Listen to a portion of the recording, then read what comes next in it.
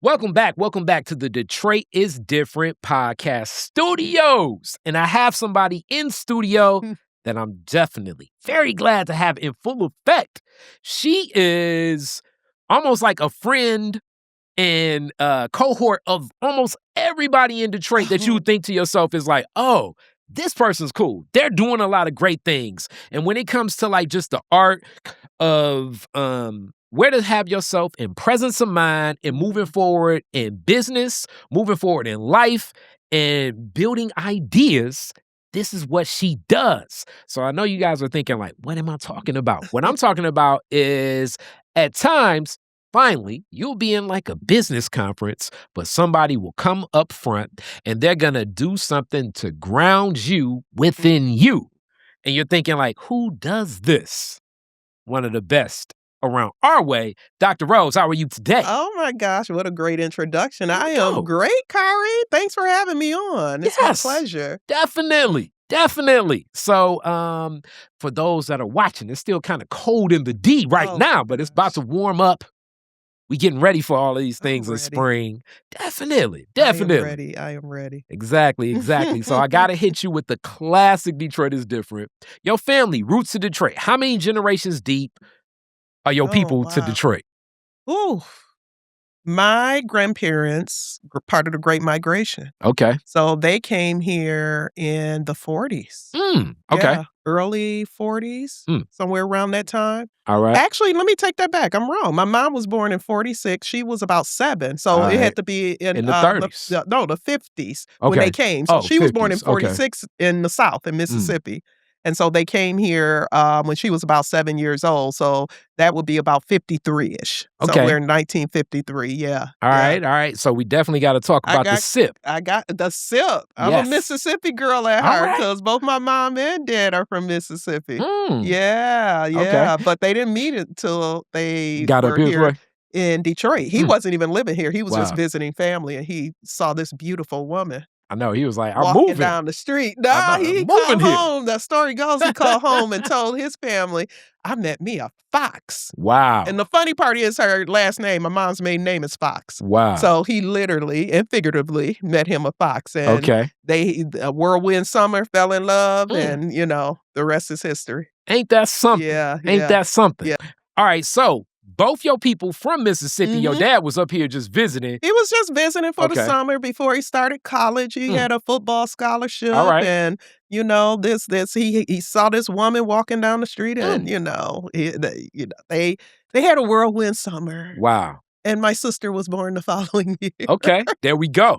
Summer love. Yes, summer love. And they were married 36 years before he passed. So, man, condolences. Yes.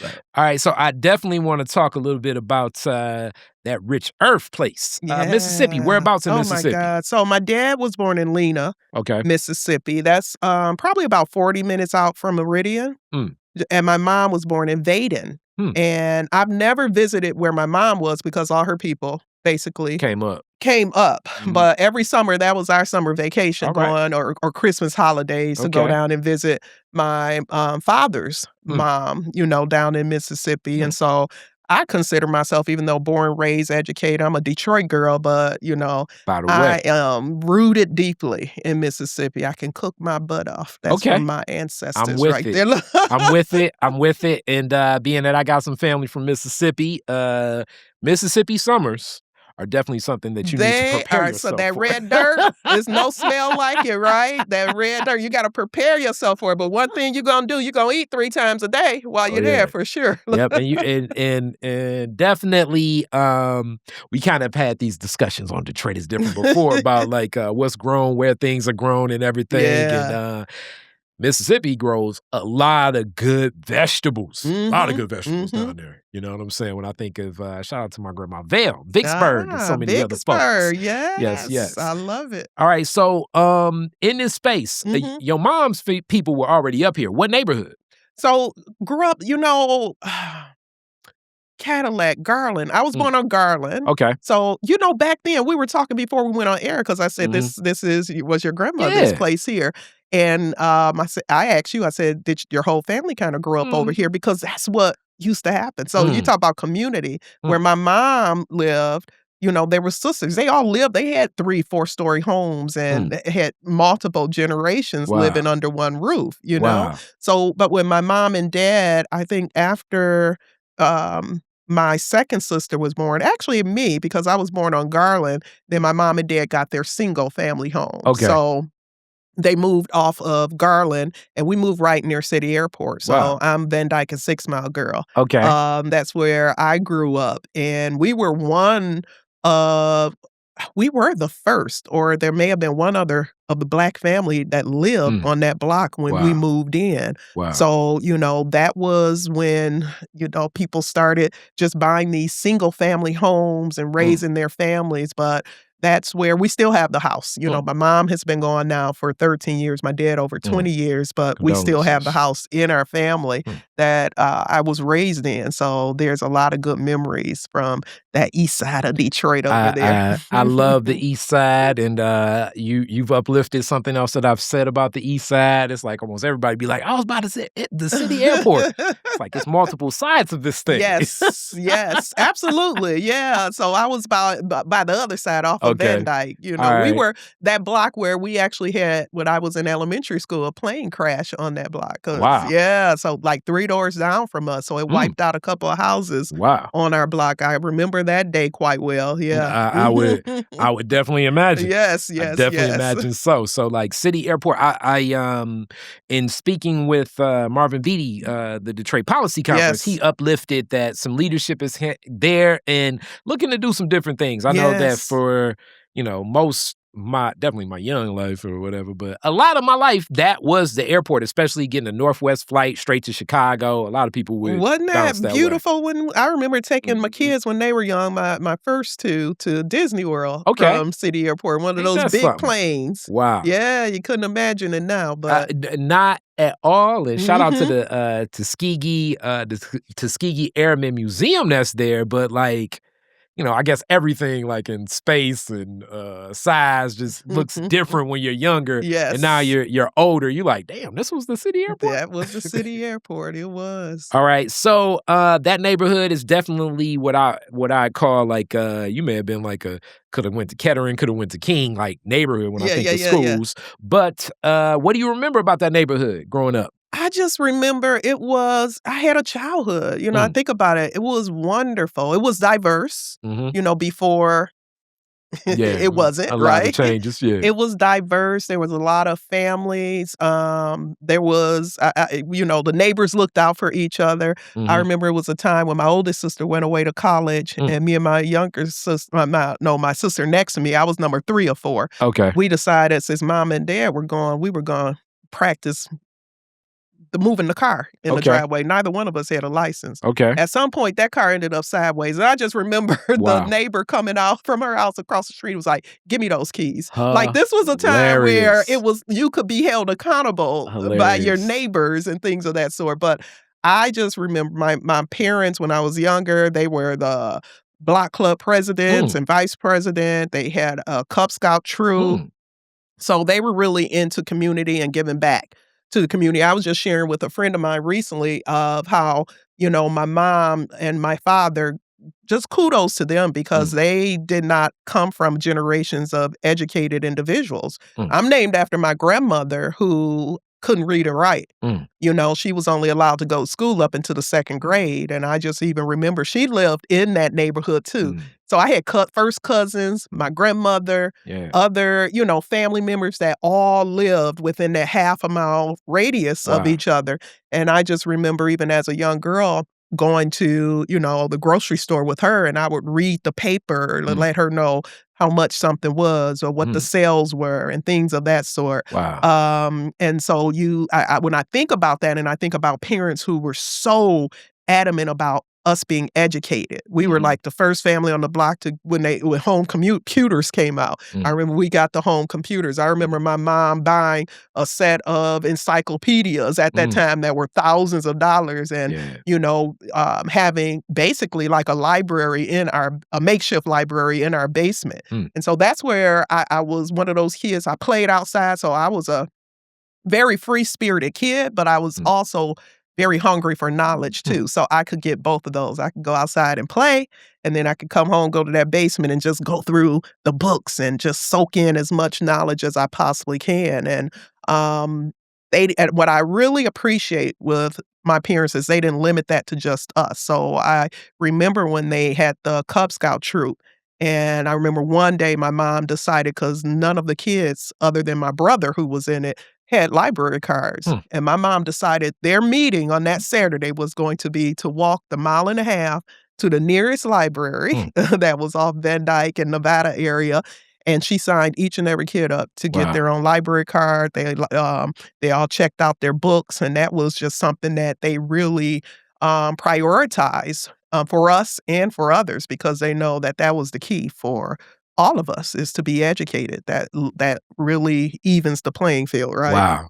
Wow. That's definitely a different arc of what's even shared. So you're talking about being that involved in community. What work was your mom and dad doing at the time? Automotive. Okay. My dad was he was with Chrysler. Okay. He started he unfortunately at 36 he had a massive stroke. So that's a whole nother story. Really wiped him out.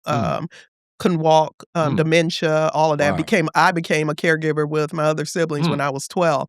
But prior to that, he was in automotive, but he was also working his way up in the union. He was running. Okay. I just remember helping to pass out flyers when he was running for different positions in the union. And he and my mom would travel to around the country to different conferences and things of that sort. So he had a large presence about himself that unfortunately, his aspirations were cut short due to his illness. My mom worked in manufacturing company too. She worked at Dana. You may remember that. They were the ones who would make actually like the O-rings for the space shuttles and things of that sort. I just remember her also being in one of their national commercials that aired all over the country. Wow. Yeah. So this is the work that they did. So, and again, education, even though they had some college, no college degrees for them, but they were adamant about their kids being educated. Okay.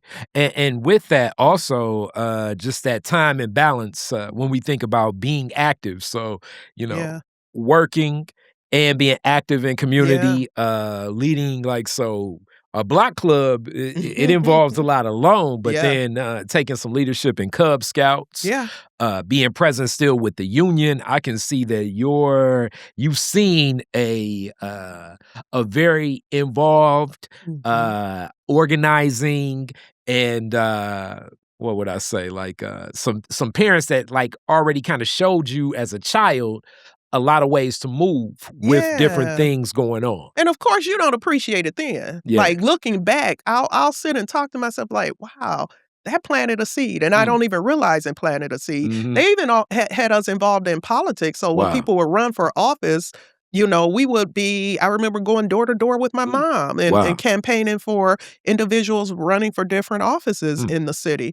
So seeds were definitely planted that I didn't realize at that time were planted. Now, as a parent to 4 adult kids, and I'm looking at what each one of them are doing, that's so different from each other. But I'm like, okay, I can see where they probably something I did may have planted that seed for them. Yeah. Okay. And even if they don't see it now, they'll at some point, may recognize that like I recognize it from my parents. That's deep. Yeah. You also said another detail, it sounds like. It was 4 sisters? It was 3 sisters and 1 brother. Okay, so, and the brother was the youngest? He was the youngest. Oh, so I can only imagine. I can only imagine.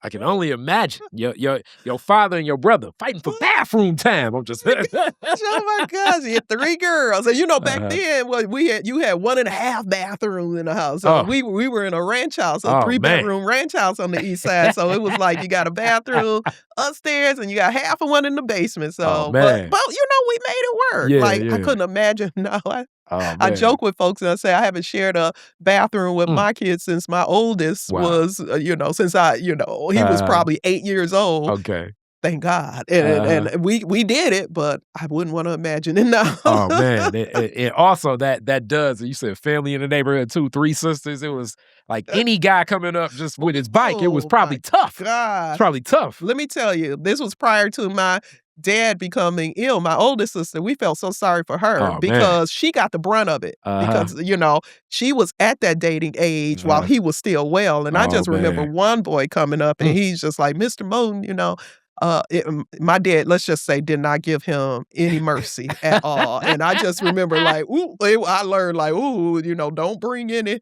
Prior to him getting sick, I remember there was one boy I met during one of their Cub Scout, because my dad coached the Cub Scout baseball team too. And I was the cheerleader because I was a daddy's girl. So I had to go to every Cub Scout meeting with him. He wasn't going to give them all that time. And I'm not, soaking in on it. But there was one little boy, I was probably about 12 years old at the time. I met at one of the games and I gave him my number. Oh, man. Why did I do that? He called the house and my dad answered the phone. Oh, Lord. Let's just say I never spoke to him. Wow. Oh, no, it didn't happen. Wow. But as I say, for you young men now that just slide in the DMs, you had to go like a step later because you had to call the phone, and usually it'd be like a parent or an older sister or somebody or older brother. You definitely didn't want an older brother or dad picking up the phone. Nope. Because you had to like get on your voice and like try to sound as can I talk to Stacy? It's like, who is you? Oh, no mercy. We need more of that. We need more of that now. Oh my God. Bring back the dads, right? Be on the porch date. You be sitting on the steps and she's sitting on the ledge and family just looking at you. Oh my, you had to be brave. They had to be courageous during that time. Yes. All right. And then also, as I know now, along with this, like you're active in this space and also in school. Yeah. You and your school journey, what are you tapping into as this goes on? Like in high school, were you still into cheerleading? Were you like more so into like, okay, let me get into like some of the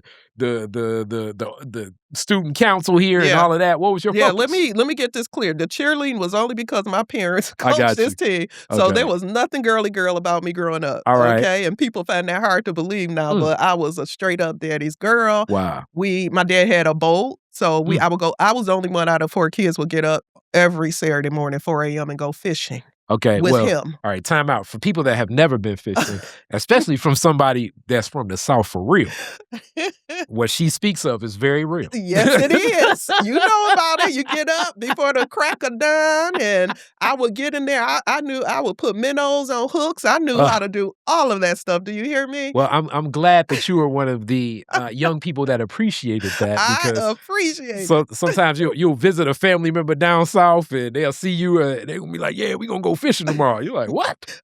I want to eat the fish. I don't want to catch the fish. No. You look back and it's like, wow, because I knew how to do all that stuff. We come back, we clean the fish, we cook the fish, and that was just really my life in elementary school growing up. My dad again became ill while I was in middle school, so things shifted drastically because now I became a caregiver. The caretaker. Yes, and so that was a huge shift because I can only imagine. He wasn't capable of. He required 24/7 around the clock care. And with that, and you talk about how long that they were together and married. Yeah. I can only imagine also the I guess the emotional and psychological state your mother must have been in, because I can only imagine her stance was probably like, I need to be as strong as I can for the kids, the children. Yeah. And just in that space, as things change, what that looks like, and even your father as well. Yeah. What was the in navigating this towards caretaking? How did your mom even present that to a lot of you? You know what? It wasn't even it was just like, you just do it, right? I remember being at the hospital because they kept misdiagnosing him. They thought it was MS, but what was happening? He was having mini strokes, TIAs, and they were misdiagnosing him, so not treating him for him. Then eventually he had the major one, which took away his ability to walk, dementia, short-term memory gone. Wow. A lot of times he didn't even remember who I was, so it was very hard.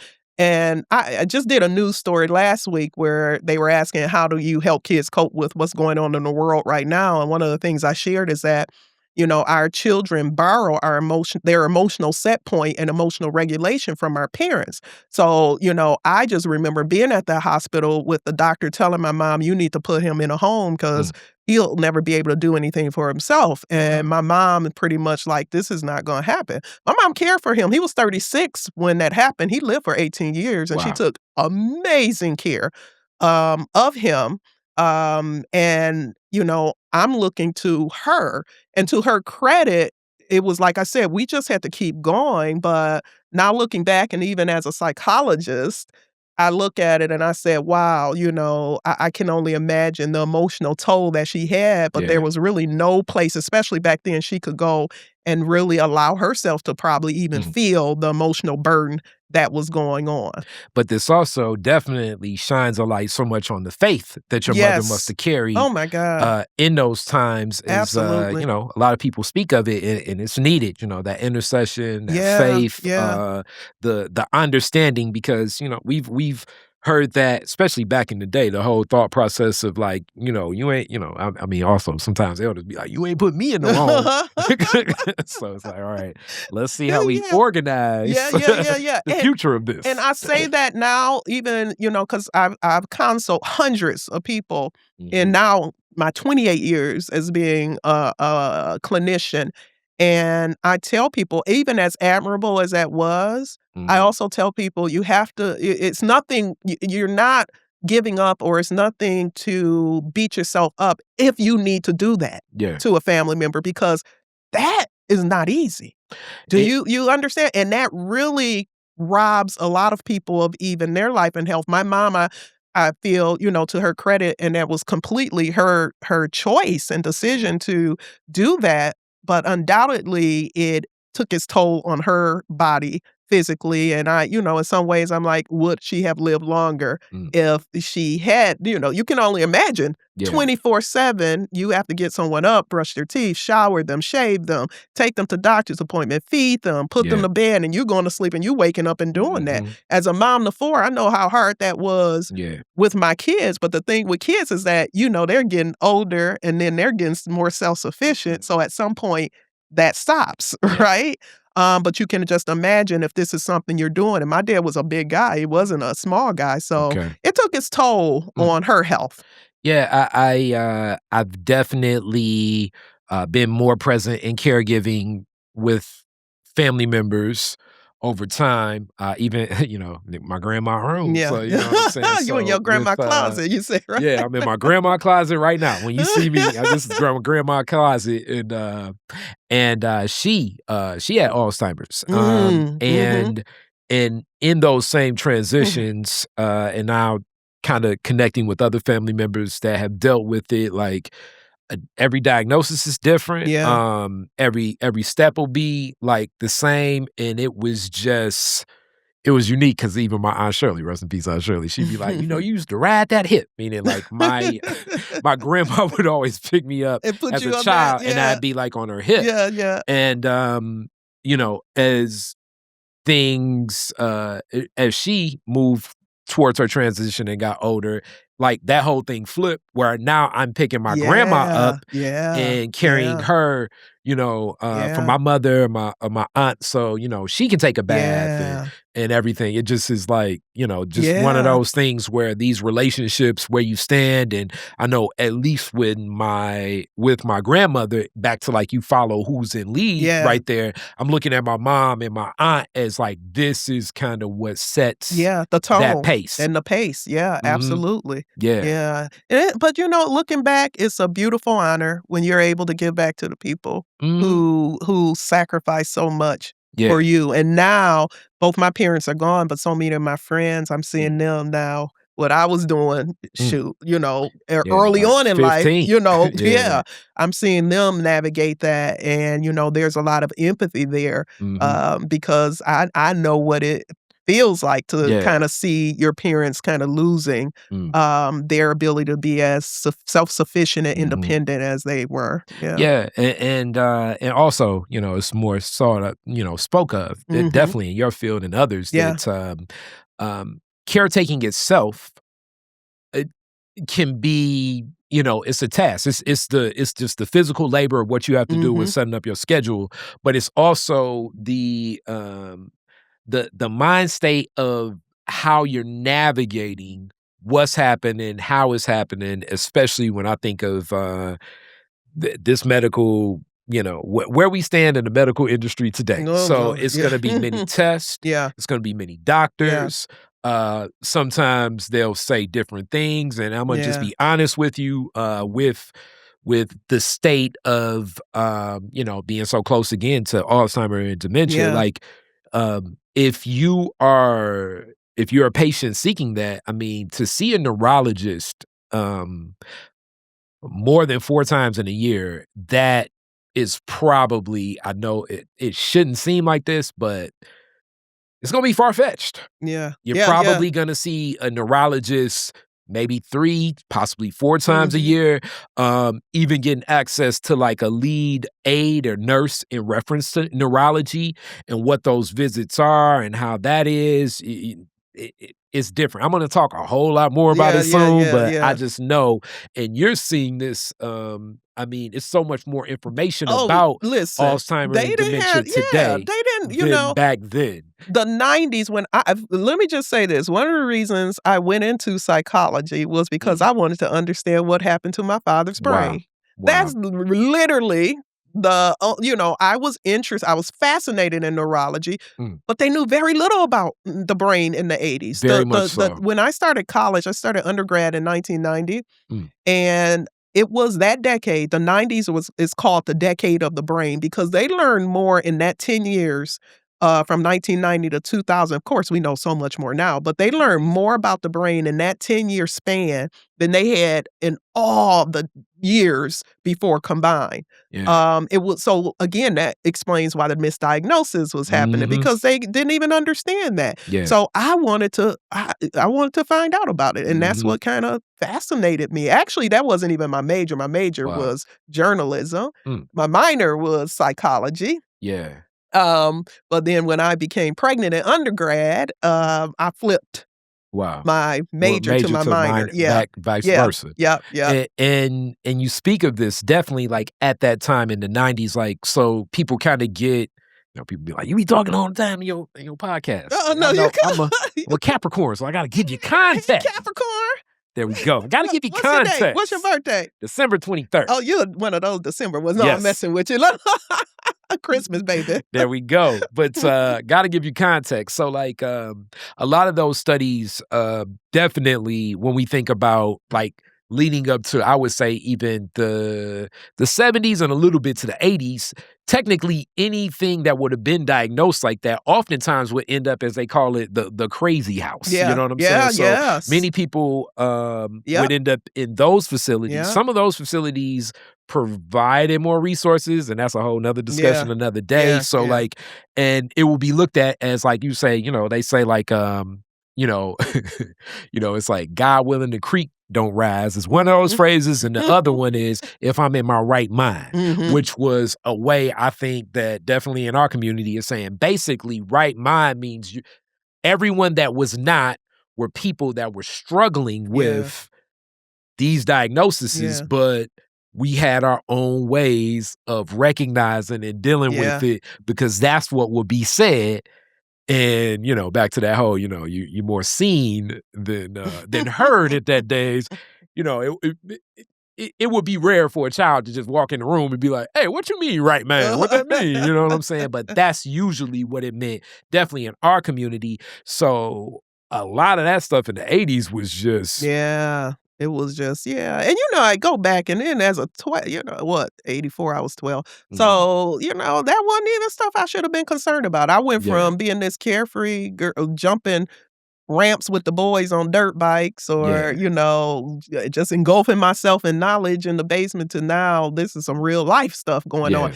And I'll say this, none of my teachers were ever aware of that. So I was going to school every day and just being a student, just trying to be a student. I didn't want to bring that in, but that was a lot to carry as a young child looking back. And I was still I was still achieving academically. I was still, getting the good grades and, going to school and participating in high school things as much as I possibly could. Yeah. Well, that's definitely deep. What school did you go to?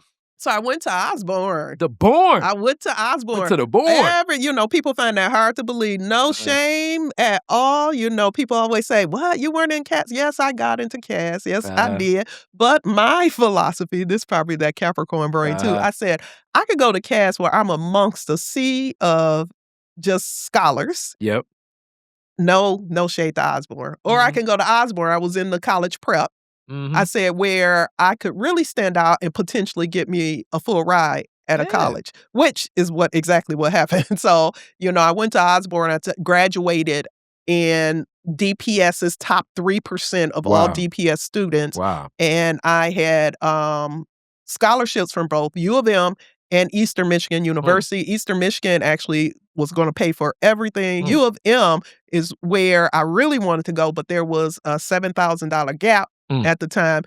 I didn't even want to present that to my mom because I knew she would have tried to figure it out. And I was just like, she got enough on her already. Let me go where the money is. Okay. So, but let me just tell you how full circle. My baby girl just graduated U of M last May with zero debt. Okay. They paid her whole, full academic scholarship. So, that is looking back like, even though I wasn't able to kind of just go that route because of circumstances, my baby girl was able to do it. Yeah.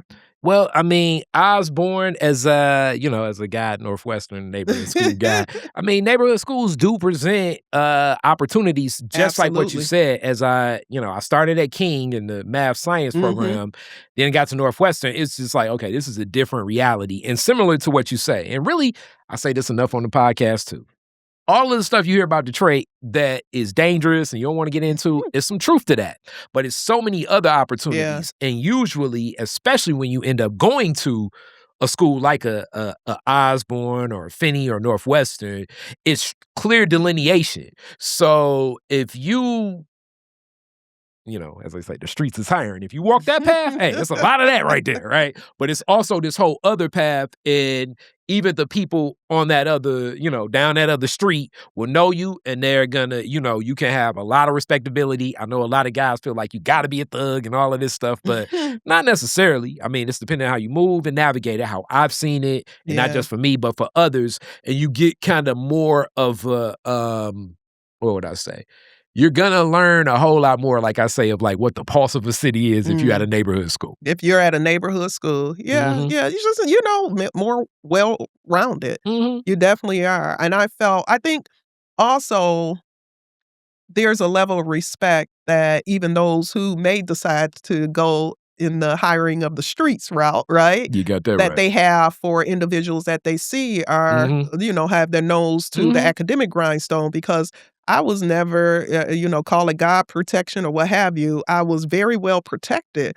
So I was never presented with things that could have, kind of deterred me in that sense. Some people may call my kids laugh at me now because they're like, "Ma, you was just such a nerd. You didn't party in college. You didn't do any of that stuff in college." It was just like, no, I had a goal. I needed to do, and I went straight through. So when I graduated, even though I had my son, my oldest son now in undergrad, I graduated on time because I didn't want to jeopardize that scholarship. I actually took finals in labor. Wow. So when I went into labor with him, his due date was December 24th of 92. Wow. And I woke up on the morning of December 16th in full labor, but I had 4 finals scheduled for that day. And I'm just like, I can't mess up my scholarship. Like, you look at your face like that. So and by that time I was commuting, because when I got pregnant, I moved back into a home that my parents owned. And I was just, instead of paying for dorms, I was giving my parents, that money. Yeah, that money, since I now had a baby on the way. So I was commuting. So, I had my then boyfriend soon, we married and had 3 more children after that. But I had him drive me to campus, and I took those 4 finals in labor. Wow. Like in active labor. And we left campus and went straight to the hospital. And later, that early the next morning, I gave birth to my first son. That is Wow, that's one heck of a story.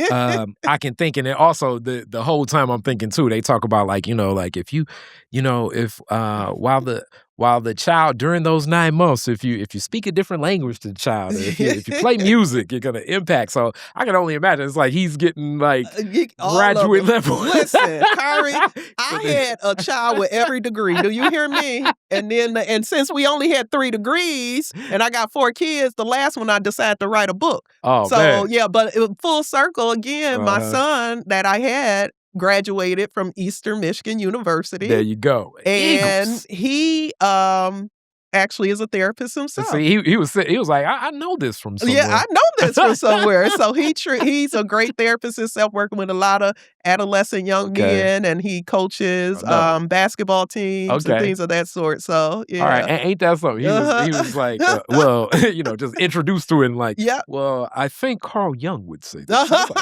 Didn't even get to that yet. I love it. It's chapter 4. I got it in me. It's somewhere. I don't know where this knowledge is coming from. Yeah. It's there. It's real. I mean, what do they say? Like, I mean, just the brilliance of off topic, but it's still on topic. Yeah. I mean, it's always spoke of the brilliance of a human being. You're at your most you're at your most brilliant the very first day you're born. And from there, it's not like you're becoming dumb or anything, but you don't have the same aptitude to take in like so much. And that's where like when you're privileged just to meet some of these students that just learn everything. But even I'm gonna take it, which this is definitely not the best history. A lot of American history is tragic, but our ancestors that were enslaved, a lot of those the timetable of a lot of them that would end up being sold and need to join and connect into that the work of enslavement was very fast. So they would be picking up things like all of this, and we're coded with that. That's when you talk about the planting of the seeds, it's the coding. Like when you are born, we are coded genetically with the wisdom of all of our ancestors within us. True. Our job while we're here is just to remember that and to unlock that coding. We all possess it. Okay, I love it. I already love it. So all right, so with this, as you're learning this and you switch the major, what was your thought process at that time? Usually psychology 101, it is one of those classes that fascinates many students. I think as much as it fascinates, just with a lot of people I know, many don't walk the journey that you've gone and actually follow through with it. What was your thought process then, like, being a new mom and soon new wife? What was your thought process with what you planned to do with that? Yeah, so again, my first major was journalism, so I wanted to, that was when Oprah was at her height. So it's like, ooh, I want to do that. I want to interview people. I want to talk to people. I want to write. That was my first passion, has always been writing. So I have 2 books that I've written, and I'm working on my 3rd one right now. So writing and speaking and educating people, that's my passion. I'm doing it now. Look. Which I have to kind of step in right here because you got another fellow person from the Born that I know that was in journalism as well, but kind of in a different arc. Asandi. I don't know Asandi. Oh, well, I got you got to connect. Say less. Yeah, definitely. Y'all gonna be like, I should have been on you. Yeah. I'm probably much older, but that's no. okay. You're gonna be like, I should have been on you. Trust me. All right. So, and so it was just like, but look what has happened. Like full circle again, because my major was originally journalism, and I wanted to do all that, but I told myself, okay, because I knew with journalism, my thoughts was I'm going to travel. I'm going to go to different markets. Like I tell people, I had this whole fantasy of living in New York in some high rise and writing and doing journalism work and all that stuff. That didn't happen because I told myself, and these are the limits we place on you have a kid now, so you need to go into something that's going to be more grounded for you and not going to take you different places, which I did. But we look now, and I'm a regular on Channel 4 all the time, on Fox 2 all the time. I'd never even campaigned for any of this. This is just happened. And so in some ways I am doing journalism. And let me say this, my second son decides his major is going to be journalism. And so he goes to the Walter Cronkite School at ASU in Phoenix. And then he later graduates from them and two-time Emmy nominee, one-time Emmy winner, for his journalism work. So it's like in my children, my first two children with the boys, I'm like, these are the two sides of me, the psychologist and the journalism. So I'm getting to see, I get to see, what I envision for myself just even expanded in ways I never even imagined with my children. And also let me add this, and no offense to my homies in journalism in this space. I definitely think just from watching you move through rooms and spaces, the platform you got as a person that's offering what you got to offer, I think you would love way more than the disposition of having to deliver the news and information as packaged. My God. You know what I'm saying? I interned. So my internship in my final year, even though my major was still psychology, I had to do an internship, and I interned for Fox 2. And it was in that internship that I was like, ooh, I saw some things that I was just like, ooh, this is a little throat here. Like, yes, definitely. Yeah. So God protects and God leads us where we're supposed to be. Yeah. But that was my thought process, and I am beyond just grateful for how it's kind of just unfolded itself to allow me to kind of just do a little bit of all of this stuff, to have that taste of journalism, to have that taste of psychology, and to also bring that whole act of healing and wellness into the sphere of what I do as well. So on to the PhD. Because I'm guessing you come back and probably just working. Were you working in something like at a school or something connected to using anything from the counseling that you got with your undergrad, or was it like let's just keep rolling and go straight through? After undergrad, I came out and got a full-time job. So I always worked full-time, even worked during undergrad, but I worked full-time, went right into, I took a year off because I promised my mother that I would get married, since I had you got a kid, you got to get married. That's that old Mississippi way. I was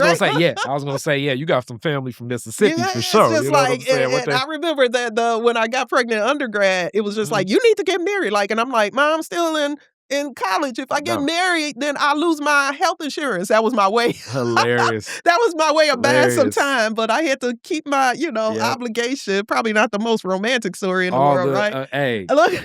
All them old school, it's like, you know what I'm saying? It's like, but buy the cow and the milk for free and all that. Like all them old adages. That's what we were taught. Gonna be doing no shit up in here. No. That was you have a kid with somebody, you get married, right? Yes. And so that's what I did. And I married, and we had 3 more children together, and with each kid, I had got a degree. So my second son, I was finishing up my master's degree. I walked across the stage with my PhD, 5 months pregnant with my daughter. And then the fourth child, who wasn't really a planned child, that's a whole nother story, because I found out I was pregnant the week of the vasectomy. So anyway, with an 8-month-old already at home. But I finished my book.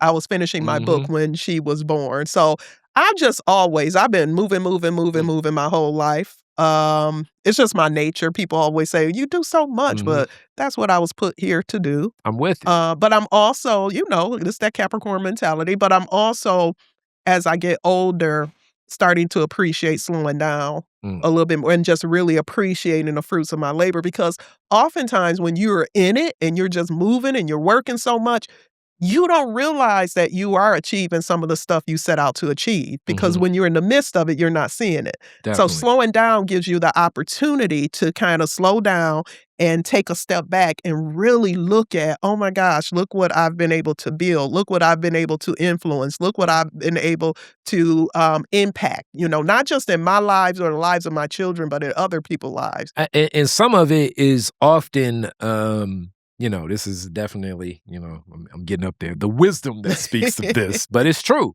Yeah. It's a lot of people that are watching you and you don't even know. And I'm talking about like, not even like in the social media world. Like sometimes the whole concept of sometimes drag to always say it's like, man, all I see was dope dealers and pimps. So I had to want to be that, like, when rappers say that.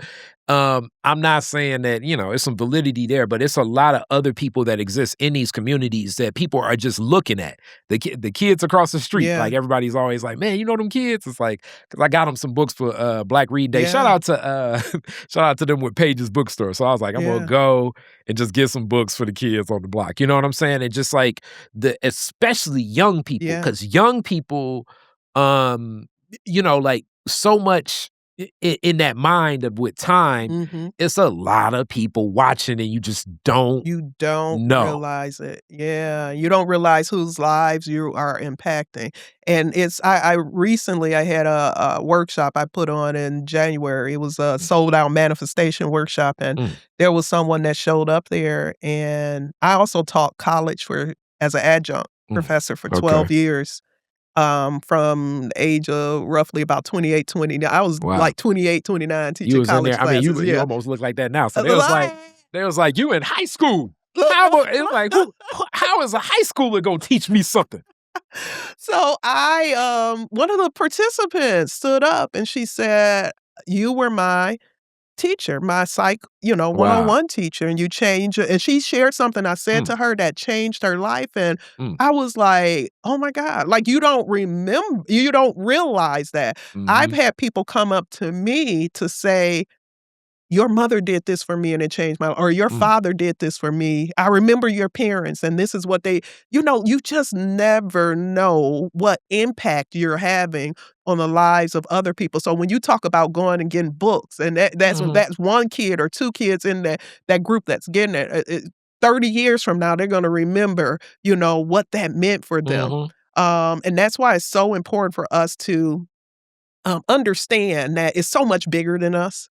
A lot of times we think we're just in this little bubble and it's just no. When you are given whatever seed is planted into you that saying this is something you should do, understand this is not just for you. This is something that's going to impact the community. It's going to have that trickle out, effect. And as you impact them, they're going to impact others. So we're all interwoven, into this same beautiful fabric that is our community. And if we continue to remind ourselves of that, then I think that will give us just a motivation and push sometimes we need to just keep going. Which now we're here, and I'm gonna definitely bounce back to the more personal things, but because we're here, it's a lot of critiques about, what's happening now, just period, in society. And I often, my thoughts and applying some of the wisdom. I think knowledge is a little bit different than wisdom. I think wisdom is like a lived experience. You've seen it. Knowledge is like you look at and have an analysis. I think both strengthen things, and that's Kari's definition. You know what I mean?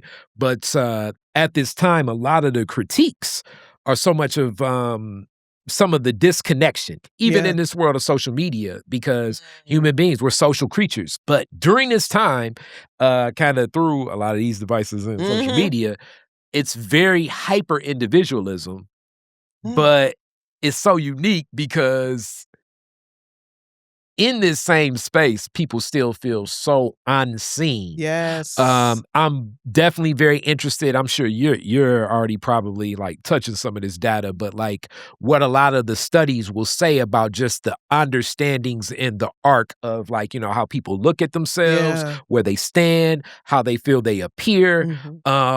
Because a lot of, how people are feeling is so projected on this group of people that they don't even kind of know. Yeah. So I know this is a long classic Kari question, going into another analogy I use, but it's like being in the VIP.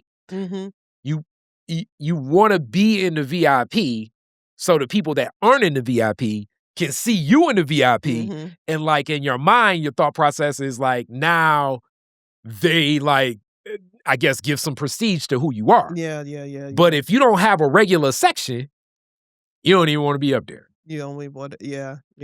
And I give that to say during this time of like what people see and how people move,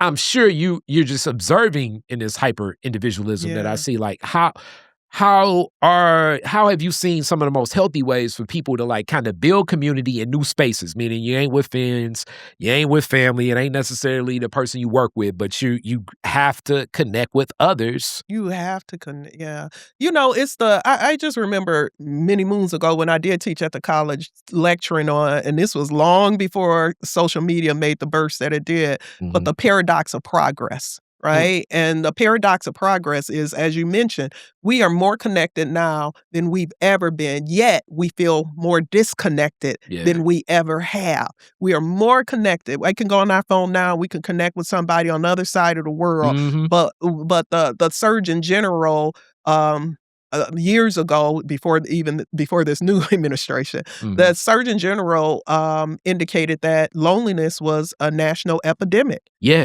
This sense of loneliness, but it's like, okay, but we're so connected, but it's a sense of loneliness. I can share my location. We can FaceTime. I almost could be in communication with somebody 24/7, but what you speak of, that's real. And you know what? We got to get back to basics. My son shared something yesterday about how it just took 10 years for the amount of time a child spends outside playing has exponentially decreased. I'm talking like 85% in a matter of 10 years. And we know the pandemic played a large role in that as well.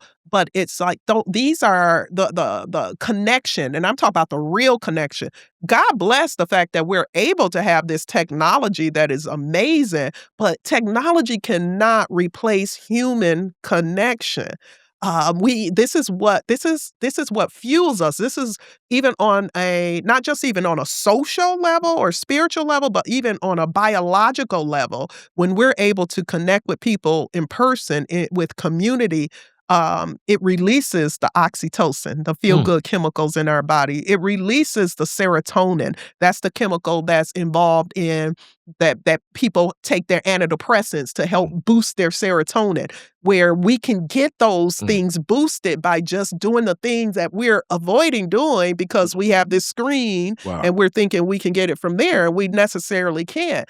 If nothing else, I would love to just be part of something where we can just increase our community engagement, to get these kids back into the art of playing, to tap into their creative regions of the brain, because that region of the brain of creativity is where you get your sense of self, where you get your sense of just even aptitude, where you empowerment, when you are able to be this creative person, and these kids aren't able to do that. Now they're spending all their time on a screen, just strengthening these thumb muscles or what have you. So it concerns me. I'll say that. I can get on a soapbox and talk about this forever, but it concerns me. And I just feel, and I'm going to do my part to just do whatever I can to just continue to speak on this, but to also create opportunities and experiences where people have community. One of the things that I love to see, even since the pandemic, even more, is these organizations, be it corporate. I have a lot of corporate people now that are reaching out to me to come out and do the sound healing. I have Belle Isle and other parks around the metropolitan Detroit area that will reach out to us to come out and do a community sound healing meditation, and to see 150 Detroiters on Belle Isle bringing their chairs or their mats out and enjoying this.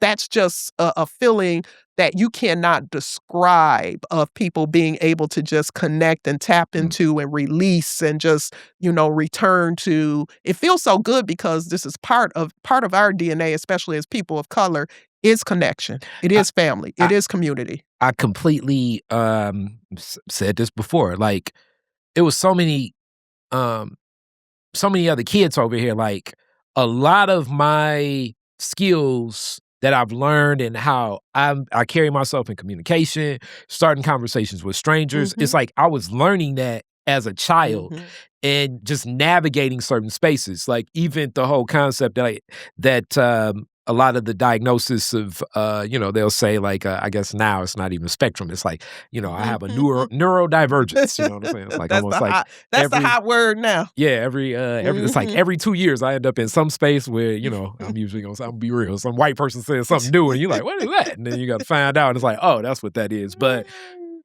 we were navigating with people with all of this, but similar to the whole like right mind or something. Like you just we kind of knew just as children how to navigate it. Yeah, you didn't label it and you just knew how to navigate it. Yeah. There, you know what I'm saying? Different. Like the whole, and it was always like maximizing play. Like, the kid that, doesn't have as much money. So like halfway to the walk, I say this a lot, halfway walking to the corner store, I'm looking to like advocate for like, let's get a big bag of chips, because if we get a small bag, y'all gonna end up fighting. Gonna end up fighting, and it's gonna go from like we can play 3-on-3 basketball to like we just gonna play 21 with 3 people and another person gonna leave and then your brother gonna come after that. It's like I don't even want to deal with this. Like I'm seeing this like walking down the street. So it's like, how do you navigate this? How do you navigate that?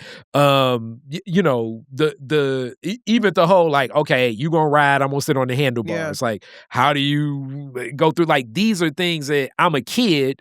And it's still really just to get back to play. The best games always seem to be like when we had the most amount of kids. If it's girls and boys, some girls would be like, hey, I'm playing with whatever y'all playing, and some wouldn't. So it's like, okay, the ones that wouldn't, you know what I'm saying? Okay, well, we got enough people. We can play red light, green light, which is...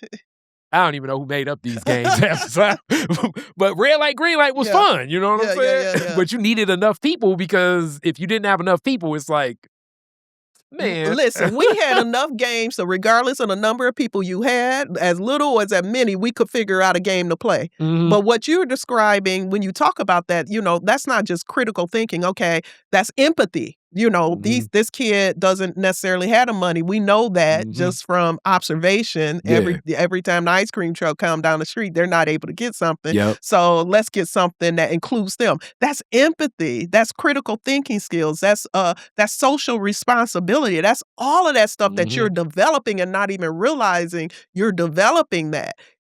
Kids today aren't given that opportunity if they're just in front of a screen day in and day out. And we've got to get back to just insisting on that. Even as parents, as community individuals, we have to create spaces where our children, where our caregivers of children are able to connect in ways that are real and not artificial. Yeah, because it's like, and that's the other thing that's so unique about children. Like if they're around the same age, they just get in the room, they're gonna play and engage way more than like if you get like, 10 6-year-olds that don't know each other together and they're in a park, they'll be playing probably within minutes. You get 10 40-year-olds in the same room. If beyond like, hey, what's going on? It's cold again today.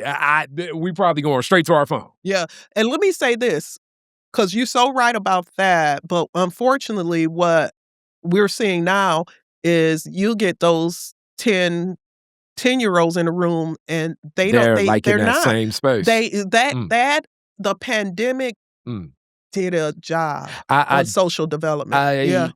And shout out to Northwestern. I helped with the homecoming during that time. Awesome. And shout out to Steve, because Steve, another Northwestern graduate, always holding stuff down. Steve Soul Food, y'all should support my Northwestern people. Wow, yeah. But we did that there. But like even that disconnecting the whole thought process of like, no prom, no like just these things that are not, as parents will say, you ain't there for that. But some of what you ain't there for also become other skills developed to engage and go through life as well. Those were critical developmental periods for every age group. When I talk about psychosocial development, every single stage of development has a key tenet of things that need to be developed to help, bridge the gap between the next stage of development. So if you talk a year, 2.5 years, some 3 years of kids not being able to do the things you just said, you talked about being on the handlebars and all of that stuff, you missed out. And now you've jumped into a new stage, but you haven't fulfilled what needed to be fulfilled in the first stage. So my son, who's a therapist, he's also a school counselor at one of the schools, and his wife is a educator as well. She's a special ed educator. And they say kids don't know how to talk to each other. Now, I remember around that time, my, daughter who played basketball, varsity basketball, left something at a friend's house. And I'm like, okay, we'll go by and get it. We pull in the driveway and I say, okay, go knock on the door to get it. What are you doing? She said, I'm texting her. And I was like, why don't we're here. Go get mom. That's weird. Like they consider it weird definitely. and rude if you call before you text. Like it's like all these different rules and stuff coming in. It's just like, what do you mean? Like we're going to spend another 5 minutes in this car waiting for her to answer when you can just get out of the car and go knock on the door. So it's I talk about it, but I'm saddened by it because this is a crisis that unfortunately we're not giving enough attention to because there's so much other stuff going on in the world right now. And it connects even to like what you share with loneliness too. And how people feel. Yeah, especially men. There's a men loneliness epidemic also. Yeah, I mean, it's that whole like I think it's like a whole I don't know if that's on Hulu or Netflix, like it may be on maybe one on both. The whole like men go their own way, like this movement of men just saying like, look, I'm just done. I'm not, they're not gay or anything. They're just they're like, not I'm done with women Yeah. because it's just too stressful. They want all of these things, and usually, and Lord knows, I am not no relationship expert by any means, but oftentimes I think it's also back to like a lot of like these devices as far as like the arc of, what you're looking for, quote unquote, in anybody. And it may be like, I can speak from a man because we barbershop talk. I don't know what's true and what's not true, but in reality, it's like, I don't even necessarily think it's that deep to have like these long lists of like, can you talk to her? You know what I'm saying? Did she like a place you like to go get food? Can y'all watch a movie together? Do you have to feel pressure to have to impress? Like, I think a lot of that pressure that I've noticed is like men in spaces and places putting undue pressure on themselves where they feel like this will impress her and I don't measure up to the man that I think she wants. So I just disengage all the way. They disengage. And again, it goes back to there's a building block for you to build your confidence to be able to feel secure in these spaces. Even if you are rejected by someone, okay, that's part of the experience as well, right? I'm going to say this, though, too. As perfect, you have to learn to get the gift of gab. So, like, before, a lot of times when I think, I know for me, and I've seen it also, like, men kind of reject themselves. So they'll, like, walk up to a woman and say, you probably don't talk to a guy that got a car like me. It's like, she wasn't even necessarily thinking that, but now that you present it, it's like, I probably don't. You know what I'm saying? So, and it took, so of all people, it's two people, my man Justin Payne, but also rest in peace, Kool-Aid, the comedian Kool-Aid. It took Kool-Aid, and we did a couple shows with Kool-Aid, and if anybody knows Kool-Aid was always flirting with people. Another Northwestern guy. Like, it would blow my mind at that point in time, because I was thinking to like, I got to do this, and I got to do that. And you watch I would watch Kool-Aid like literally, whether it was a woman walking down the street, whether we was in the restaurant, whether it was like, I want to say like one time we go to a radio station, and it was like an executive from like from a tour with a record label, like somebody that you just would think to yourself, like, I know Kool-Aid. Like, I mean, he's not gonna. Same way. And it's just like, all he's doing is just talking and creating a conversation. Very talented at humor too. So no way was I as funny as him. But it just really was like him not being nervous and just moving forward. And it was definitely times where, women would, back then pick up their phone or whatever. They would brush him off. But most times he'd end up starting a conversation. And it would blow my mind to the point where like, because this is actually what happened. I did a show with them, and almost like everywhere I went, when I handed a flyer to a woman, they like, I know him. It's like, Kool-Aid, how you know all these women? And then he jokingly say something. And then, so I was like, man, I'm like, you got to come with me one day. So we go out to Northland, and then we go to the radio station. It blew my mind. I was like, damn, all you got to do is just start saying something? All you got to do is start. And think about what you said, Kari, because and this gets back to what I'm talking about. You observing that's observational learning. So you observing him doing that. Like, we learn a lot by observing our friends. We learn a lot by observing our parents, our fathers, our uncles, or whatever, So you observing that gave you some ideas of how to finesse your way in that situation. If these folks are staying in the house and they just in the basement playing video games, they're not observing. They don't have a gift. Go back to some of our old classic Black movies like The Wood, right? Like, you think about how you remember The Wood, like when they would watch how their friends and then they get rejected or the girl is hitting them back or something. But it's that observational learning that we say, okay, that's what I do next time, or that's not what I do next time. We got to get back outside. We got to get back outside. We got to get back around people to help build these skills up, because this gap between men and women is widening. And I have a whole slew, including myself, of professional, women who want partnership, and it's just like, okay, where are they? And then you see guys and you think, okay, they're interested, but it's like, oh, they interested. They've been interested for 6 months, 8 months, but they too afraid to even, approach you or what have you. It's like, what the heck is going on in here? I love my girlfriends, but I want to hang out with some. I like male energy too, right? and this actually, that's funny, because this also creates the other reality that, like, a lot of those guys do. They're like, they probably want to get us with everybody. The only thing, he's talking. He's engaging. He's engaging. But it's so many dudes that I know just don't engage. You know what I'm saying? For multiple reasons. So the ones engaging, they have the choice of choice. But then we don't want the one that got a whole roster. Everybody. I love it. It's unique, you know what I'm saying? Because, like, I mean, I hear these discussion points and everything, and it's like, I don't even necessarily think it's as complex, especially when, half of it is like, do you enjoy spending time with this person? Are you physically attracted to this person? Can you be in the same space? Can you have a conversation? It's like, to me, it's very basic, but then you get into these discussions and it's like all these weird ass rules and stuff. You make it complicated because you're not outside actually living. You listening to all these podcasts that's gonna jack you up, very or much these so. podcasts that's gonna take away any confidence you have, or it's gonna vilify the opposite sex. And so now you don't even have real life experience. You're just listening to somebody's one experience that turned them off, and you thinking that you can generalize that with everybody. And now you even more resistant to connect. It almost becomes worse, because, like, then you the guy that's not, and then you be like, oh, I'm gonna become a high value man. So you get all of these. Jesus, you get all of the, you get the tail of the tape of all of that, and then then you finally walk up to a woman and expect her to, like, throw roses at your feet like you Prince Hakeem, and you like, see, this is why you be like, it don't even make sense.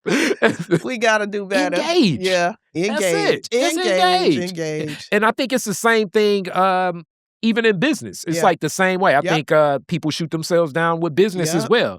I definitely think, obviously, you don't want to oversell and underdeliver, but you at least want to get in the room and make the pitch. It's so many times like, where I know I'm in a room where this person wants to make a pitch, and they like, could you use this and could you use that? It's like, man, give me, like, what are you selling? Just give me a package and I can tell you whether I want it or not. But I don't got time to meet with you 6 times to determine. It's like, but I really want to make sure you like it and da-da-da. It's like, it ain't that deep. It's not that deep. Let's take a crack at it. I'll start with this. It's been too many times in business where I've spent money and what I thought I'd have got from it, I didn't get. Sometimes it's on me. It possibly could be on you. I don't know. But let's just, let's just start. Yeah. Ooh. And I guess that's another arc of things now, since I guess we end the discussion with your practice. When do you begin your practice? What was the arc of, like, okay, let me start doing this solo? Yeah. Well, I've always done Pretty much solo with done with your solo. practice. I've attempted to partner with a few people Yeah. that didn't necessarily work out, sometimes flows, That's sometimes don't. You yeah, know what I'm sometimes saying? it flows, sometimes it don't, but Mhm. I have, I went right into after I got Okay. my graduate degree, my Mm. master's degree, and I was licensed, I Wow. started my private practice immediately at that time. When you start, what was, not like, obviously, I mean, you can't give any specifics of Mhm. who per se, but, the types of people that were coming to you, Yeah. what was it? I always thought that, like, sometimes the onboarding with psychology, it's like you get that sheet and it's like, what do you wanna do?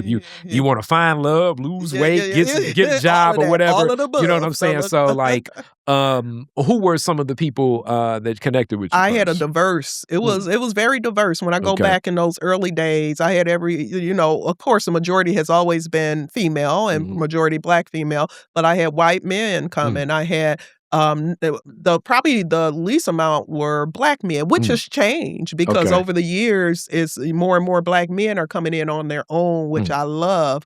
But it was a very diverse population. I will Mm. say this, it was just like you say, you just gotta get out there and do it because you gotta understand, I'm licensed at this point, at 26, 27, Mm. right? And Yeah. so my clients, for the most part, were older than me and like, Mhm. what is they'll come and they'll hear my name because my name is Rose and Mhm. they thinking I'm an 80-year-old woman Mhm. just by mere fact of the And they name that walk I in and they're have. like And they walk in and like, what is this they're like, baby, this "Who's Doogie like, House? when And is like, the" what? yeah, I know. When is the doctor? I am the doctor. Where yeah, and so, that was something not so much now, I've, 28 years in this game now, so I Mhm. may have been even younger than that now Mm. when I say 28 because I got my license in roughly 98, Mhm. 97, 98. So wherever, I don't wanna do no math now, but it was one of those things that I just had to have the confidence in knowing, and you get better definitely over the Mhm. years, but I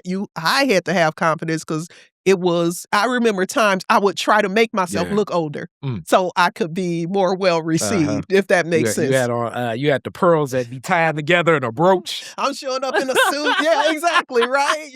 Okay, trying to make myself look older Hilarious. so I could be more, You had the taken more you had seriously. the So, Claire Huxtable closet. uh And, that was the clientele, and they were Uh-huh. coming well, I tell most people, contrary to what folks believe, especially it's changed, definitely, thank God it's changed so much, but for so long, our culture did not believe in therapy and things of that sort. Mhm. But the truth is, the majority of people going to therapy are people just like you and me. They're people who are, everyday people managing everyday life, but there are adjustment issues, there are relationship issues, there's parenting issues, there's grief issues. I don't I'm a psychologist, so even though over the years I've had patients with severe psychopathology like schizophrenia, Mhm. Bipolar mania, things of that sort, Mhm. my client of choice have been more individuals who are dealing with more life adjustment issues that I can work on just helping provide them with the tools to help tap into their purpose, to help make life more fulfilling for themselves. I've seen couples during the pandemic. I tell Mhm. folks I had more couples on my roster at one Mm. time during the Wow. pandemic than ever before in my Wow. practice because people Yeah, were now I stuck gotta at be in the home house with together. you. It's Oh like, my dang. God. They can't go to the I bar with know. friends after I work know. anymore. They can't sneak over to the No. sad chick house I anymore. know. You be like, it's like, you leave the Like soap scum on the I bottom of gotta the yeah, scope. I can't exactly. take this. What is I going gotta see your on? face I every know, day. So exactly. it was an Mhm. interesting time. And Yep. and for a lot of folks, even when I have saw couples or see couples, I tell them all the time, the goal is to put both of you individuals at a place of fulfillment. My goal is never for the wife to be happy, but the husband miserable, or vice Mhm. versa. The goal is to what do you need to feel balanced, to feel fulfilled in life? And for some couples, what they need to feel that is not to be together. I, uh, okay, so rest in peace to my mom. My mom and dad were married before her passing. I mean, they were Mm, married up to my mom passed. My dad's here. They were married 27 mhm. years. So like I've And it's often like I get conversations with just multiple people, but I think part of this is also, things were different for women at the time. And also even for men in society, it's still back to like some of kind of what we talked about of people kind of not coming together. The functionality of things. I feel that, back in the day, the thought process was, usually it was like, do we got a job? Mm-hmm. Do we go to church? You know what I'm saying? Do we got a job? Do we go to church? And he ain't married to somebody else. That's a good man. Which I know that's like a very basic level. Yeah. And then this is what's so weird. Those three simple questions sometimes can't necessarily be answered directly today. Yeah. You know what I'm saying? Yeah. So like the functionality of like what roles are, kind of like what people expect, where things stand. Oh, it's changing so massively now. And also like even with children, like what role that plays. If you have young children, what's life partnership? Mm-hmm. So I share a lot of this to say when I think about a lot of the partnerships that I see that are like have lasted together so much. It's really just kind of a lot based on what I've observed is like a friendship and understanding where, I don't want to say like, it sounds, but it's real. It's like through the tough times, you have enough bandwidth to kind of be willing to extend considerations where you usually wouldn't extend. You got friends like that too. You know what I'm saying? You got the friend that, you're traveling and you let them use the rent-a-car and they hit a car on the way. You got a friend that's like, that kind of make you mad, but it's like, that's cool. Yeah. Then you got a friend that, you travel with and they don't wake up at the time you want to go for breakfast. And it's like, what is wrong with you? Like it's like those layers. And, because so much of like what I've heard about like keeping couples together, and you definitely saw it even from your mother and father's angle too. I didn't see a lot of stuff what people say. Like I don't even necessarily think my parents had any of these conversations that people were talking about, and it was more like just this is kind of how they connected. Yeah. So I'm happy you used the example of a friendship because I've been having this conversation a lot lately of how if we only treated romantic partnerships like our friendships, we probably would, probably a lot of partnerships would last. Yeah. But unfortunately, the psychology behind intimate relationships is that people get together and subconsciously they're getting together. Expectations. It's expectations and it's a lot of unhealed wounds that they're looking for their partner to heal. If that makes sense. There's a lot of projection. There's a lot of stuff that you may have saw growing up that you don't know you're even bringing there. Where our friends, we give our friends the benefit of the doubt. We give them, if we text our friends and they don't get back to us until the next day, we're not breaking up with our friendship. We're like, oh, they probably busy. But we have an intimate partner. We're not giving them the same because it's almost like there's this little hurt, abandoned child and attachment styles. It's a whole nother show that can be done, seriously, that is looking for their partner to meet the emotional needs that were not met during that childhood. And that's not the role. Like I've gotten to a point now because I've had enough experience in partnership to definitely know what I want. And I'm looking for just that level of emotional intelligence and someone who actually saw what that example looked like. And this is new for me because I don't judge anybody on their past or what their upbringing was like. But what I do realize is that individuals who had an example growing up of what love and partnership looked like and how they work things out tend to make better partners for you than individuals that did not. I definitely think that, but also this is more of the classic Kari concepts too. Like a lot of these discussions are more like sociological as well about the society too. But I also think that like in that same arc, things can impact one person completely different than the other. Like even my big sister Dar, like it's certain things that happen in our childhood and nothing I don't think is like, I think people use the term trauma too much, but I just think it's a part of life. But nothing, I think at an extreme trauma where things are still unhealed, but it's like two things can happen and everybody, we're going to interpret it differently. You can be raised in the same household, and you have totally different perspectives on things. You know, I have 4 children. I mean, 4 siblings, or 3 siblings, I should say. And I know my parents were different parents for each sibling. I have 4 children. I was a different parent. I was my son, he'll be 34 this year. He always says me and him, we grew up together. Because I was 20 years old when I had him, you know? But then my baby girl, who I was 31 when I had her, you know, she had a completely different mother than my son did. So it just, you know, we just got to give ourselves grace with it, and we have to give each other grace, and just strive to just be better individuals within ourselves. And I guess this is also a good time because people was texting messaging me and everything. But my cousin Donna was on that Detroit Ready to Love show. So people was like, was you on TV? I was on that episode. And even when I think about like in this discussion, because even from then, and that wasn't too long ago, but like I even kind of see things differently.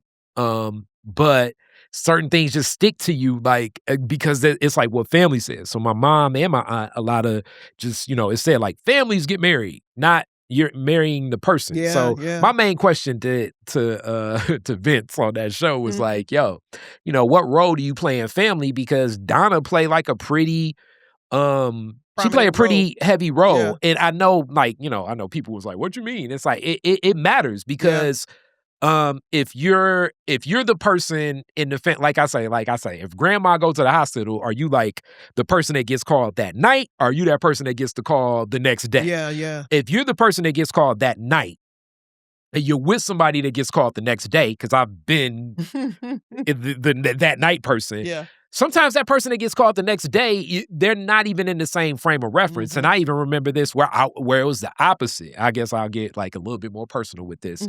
And it was tough. And now, like, I reflect, you know, you learn things. But I had, my ex had an uncle that, so this is like 2000s and more has come to life about it.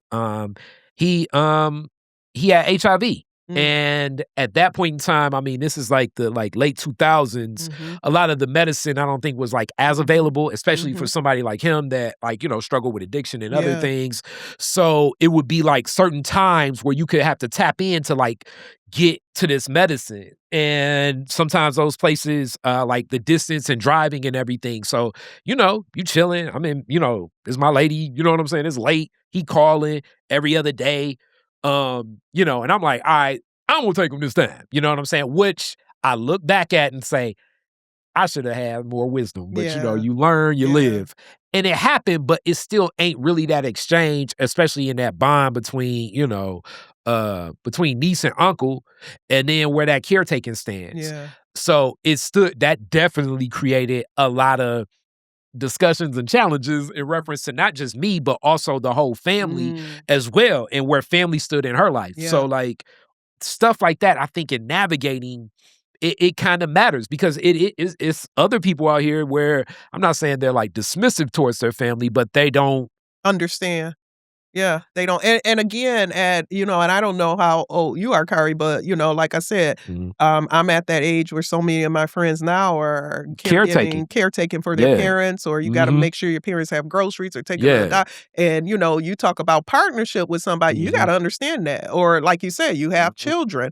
You got to understand that. Like, it's what does that look like? Things you're going to have to navigate. And these are, there are just so many intricate pieces that we sometimes fail to take into account when we enter partnership. And it doesn't mean that any of these are necessary deal breakers. It just means we have to show up just emotionally, just prepared to just face things as they come. Because, you know, we're at that age now. Well, I can I'm just recovering from major surgery, you know? So it's like I'm at that age now where during my recovery, it was my kids that were taking care of me, you know? And it's like, and I'm aware of that because I remember when I was a kid taking care of a parent. And so now I'm at that age where I'm just like so adamant about, even taking care of myself, doing the things I have to do, eating right, working out, keeping my mind and emotional state right because I owe it to my children to do whatever preventative work I can do to kind of prevent them from having to be that caregiver for me. Ounce of prevention is worth better than a pound of cure, as they say. Right, absolutely. And when you uplift that, I'm 43. So but still in I hold it's so interesting too, because this changes the passing of my mom and my aunt so close to each other. So it's weird to me because where family stands and even the both sides are different. With my dad's side versus my mom's side. So it's my mom's side that's here, and it's I'm in the loop of a lot of family decisions that I didn't expect. But I embrace it. But I definitely also realize that whatever's going on, they're sharing in that time. And different in friendship, it's an expectation. Whereas my homies, like you say, it's my homies, it's oh, this is what I got to do. Or I may just dismiss it off, but it would be a different understanding expected. So I do think that the friendship relationship is always gonna move best through no matter what navigation is happening. And definitely even when it comes to, because I think people overthink the goals in life and all this stuff. It's I'm not saying you don't need them, but some of it is just yo, can we be in the same space together? Can we be cool with that? You know what I'm saying? And as aging comes and you start playing other roles in family, especially for me, that's where also having some of the understanding, even with family counseling, though that can be very colorful, can come in as well, and people can get off their chest something from 1984, you know what I'm saying? And you're damn, I didn't even know that. Which is also one of the things that they say, oh, you shouldn't feel that way. Hey, if they passed on, they know. Kari, I'm not. My sister's completely different. I want to know everything from back in the day. Nope. Let me just keep the unblemished image of many of my ancestors. I love it. I love it. So in this space, what is it now? It's with the books, the children, the success of everything that you've gained in this practice over time. What are you looking for next that you will be as fulfilled just in your practice as you see moving forward? Yeah, I'm first of all so very fulfilled that more and more people are embracing the holistic work that I'm doing, that I have always included in my practice, but now has become more of the forefront. So that's the trauma release exercise, the things that I show people that they can empower themselves to achieve emotional freedom and wellness from. So my desire is to just provide more of that on a large scale. I've been blessed to be able to host in the last few years 2 international retreats where I've had over 50 women and join me to experience just wellness in a different part of the world. Many of these people had never even traveled internationally before. I'm pleased to see so many corporations. Even now, we're having more and more hospital health systems that are coming on board that are commissioning me to come out and do wellness workshops with them because people are realizing all this other stuff that we've been trying to help us to get us to a place of wellness and peace is not necessarily holding, it's not doing its job. And everything we seek, is within. And like I said, our job is just to remember that we have the power within us to activate what is needed to regulate our nervous system, to tap into the gifts that we have, to tap into our authentic selves, and to release all the faulty conditioning that has really perpetuated a lot of the discontent that we see in our community. So my job now is to help people unlearn I'm with it. the stuff that is not serving them, help them tap into the remembrance of the things that lie within our DNA that empowers us and allows us to tap into our authenticity and, just really help people achieve that in ways that are more seamless than they ever imagined. Wow, that's deep. I can only imagine. Like I say, I've seen you in these spaces, especially like the professional settings. So that's one thing about this Gen Z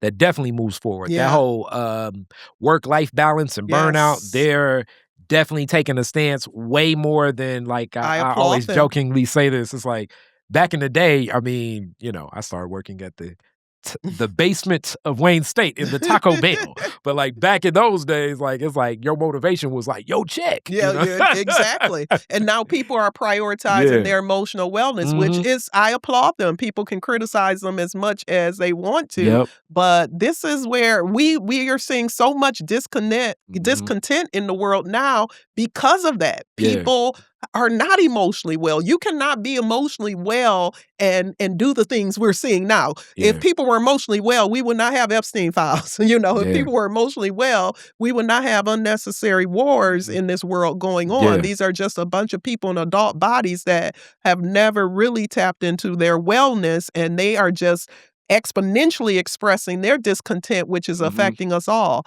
And I'm going to say this to the folks watching. I'll say this to you because so many people are coming to me now that their anxiety has increased with what's going on in the world. And what I tell people all the time is that our job now is to really tap into ourselves and make ourselves emotionally well, because the more we can do that individually, the more it's going to have a collective impact.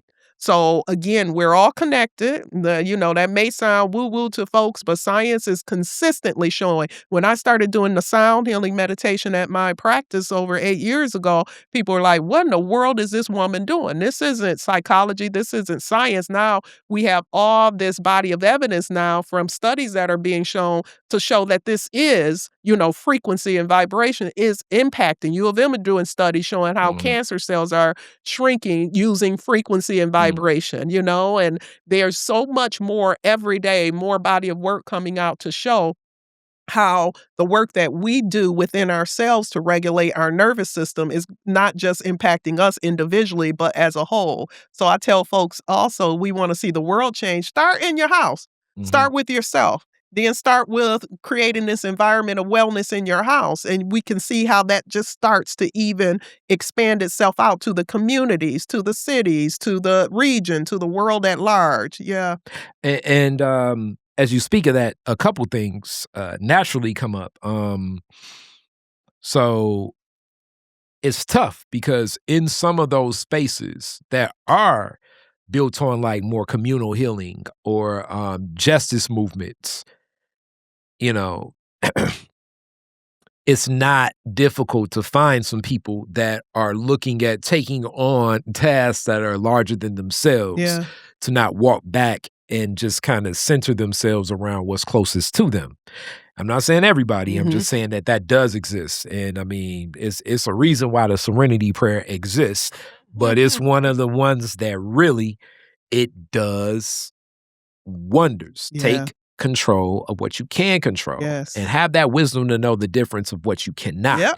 And with it, in this same arc, my family member that dealt with a lot of that currently, was dealing with the Alzheimer's, dementia, my mother and my other aunt. So in this journey and a lot of her caretaking, one of the challenges also during this time is, though she was a counselor, though she was a social worker, depression and anxiety most of her life too. So like she was maybe one of the first people that I still kind of didn't understand either. I didn't understand either until the diagnosis. But I look at it in two ways. Like I see anxiety more from a lens of fear about what you think could happen, and depression is more like reflecting on the tragedies and the fears of what did happen. And both, like, if you step back and have another look at it, especially I know with her, she had a son that was murdered in a bad car accident. And it's tough to, like, just watch so many people put themselves in positions that I know I don't see it, and I don't think most people see it, but they see themselves as like, this happened because I wasn't present here. Yeah. Because you want. So I tell my clients when I speak, anxiety is just future focused thinking. The what if, or I'll be happy when mentality. I call that the whentality mentality. I'll be. What if I'm not able to pay my mortgage? What if this happened? What if this becomes World War III? What if? That create future focused thinking creates anxiety. Past focused thinking. If only that hadn't happened. If only this person hadn't said that to me. If only that person hadn't did that to me. If only we can go back to before my dad had his stroke. That past focused thinking creates depression.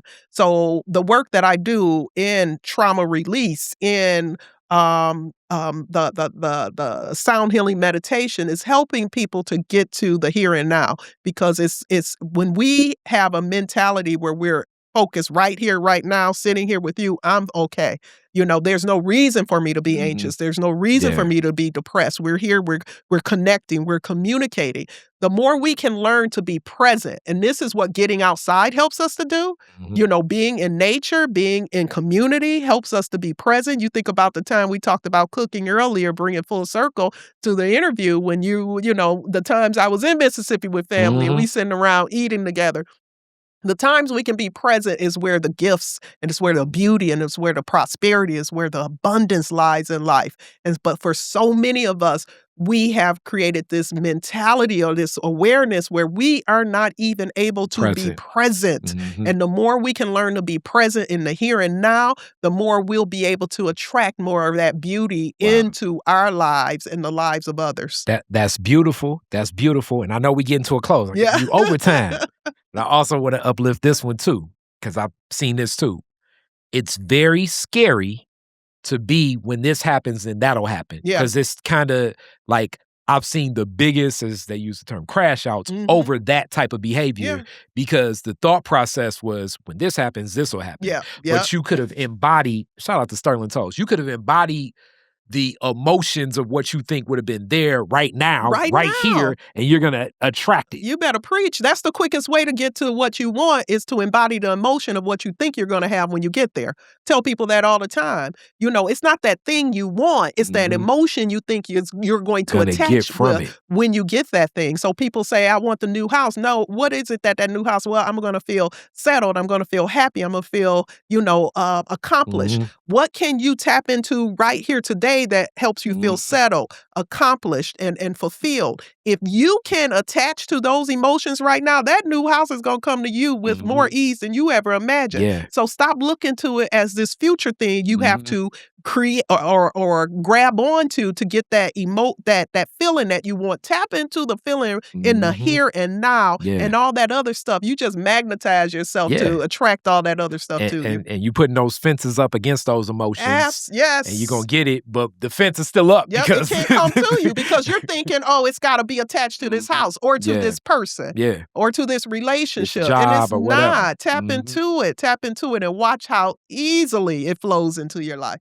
Okay, all right. Now we at an end. If people want to connect with you, how do they connect? Yes, you can connect drrosemoten.com. You can find me. Just you to Google my name, you're going to find me. Yes. bloomtransformationcenter.com. Dr. Rose Moten. Moten is MOTEN.com. You can find me. You can find me probably at happy hour. No, I'm just kidding. So we're not. But that's the best way to just go to my website, drrosemoten.com. If you want to connect with me, schedule an appointment with me, or come to the center, just experience a beautiful sound bath meditation, bloomtransformationcenter.com in Rivertown, right off Jefferson in Detroit. I love it. All right, now classic Detroit is a different question. Okay. Very first car, year, make, and model, year, you got it. Renault Alliance. Okay. 1984 Renault Alliance. I got it in after my sister graduated. So she graduated 87. Okay. So it was 87 and I had a 1984 Renault Alliance that somebody carjacked me for. Oh, man. And they ended up crashing it because they didn't know how to drive a stick. Oh, man. Oh, man. I got carjacked at 16. Yes. Oh, man. Yes. Yes. I know. I love that car. It had 6 speakers. Oh. I had the LL Cool J cassette. There we go. You know, I Need Love blasting. I had a sunroof that could come off. Oh, yeah. You was killing it. I was killing it. Oh, I was man. killing it. Where was the first place you went when you got it? Belle Isle, of course. The Strip. Classic location. All right. You're the DJ at the end of the fireworks. Woodward and Jefferson. You get to play 2 songs. What songs you playing? Oh, my gosh. What songs and I'm playing? That's a good one. So, Jay-Z. Okay. I'm playing, I'm a hustler, baby. Okay. I was playing that earlier. What is that? Give It to Me. Give It to Me. Yep. Yeah, I know it's a weird title, but we know what it is. So I'm gonna play that song. It was a remake of the Rick James record. Of course. I'm gonna play that song and I'm gonna probably play some classic Lauryn Hill from the Miseducation of Lauryn Hill. Miseducation of Lauryn Hill and Jay-Z's Hard Knock Life were the 2 albums that got me through my doctoral program. There we go. Yes. So it's like your son also knows bars and can sing a little bit too. Of course. Oh, he knows it. He says that. He credits mama for that. Zion. Hear that Zion song. That was my favorite song on that album. Yes. Or Nothing Even Matters. Both of them. Last one, you could rename Detroit after one. You could rename Woodward after one Detroiter. Who would it be? Why? Ooh, after one Detroiter. Mm-hmm. That's a good one. Damn. I would rename it after my mama. There we go. Be Eliza Lee Moten Boulevard. Fox Moten. Fox Moten. Yeah, there we go. There we go. I think your dad definitely would concur. Yes. He changed it. He relocated. I love it. I love it. Thank you so much. Thank you. Thank you so much. It's been my pleasure. Definitely. Peace. Peace out.